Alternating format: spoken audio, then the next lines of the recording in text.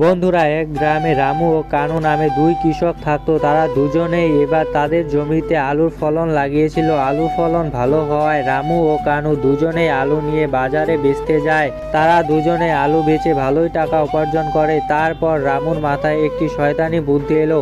বাড়িতে এসে তার স্ত্রীকে বলে, এবার কানুর ফলনও ভালো হয়েছে, আমরা রাতের অন্ধকারে গিয়ে কানুর সব আলু নিয়ে আসতে পারলে সেই আলু পরে বাজারে আমি বেশি দামে বিক্রি করতে পারবো।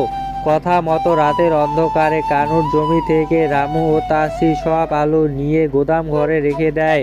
এরপর কি হলো জানার আগে আমার চ্যানেলে নতুন হয়ে থাকলে চ্যানেলটি সাবস্ক্রাইব করে আমাদের সঙ্গে থাকবেন। বাজারে আলু না থাকায় আলুর দাম চড়া হওয়ার জন্য অপেক্ষা করতে থাকে।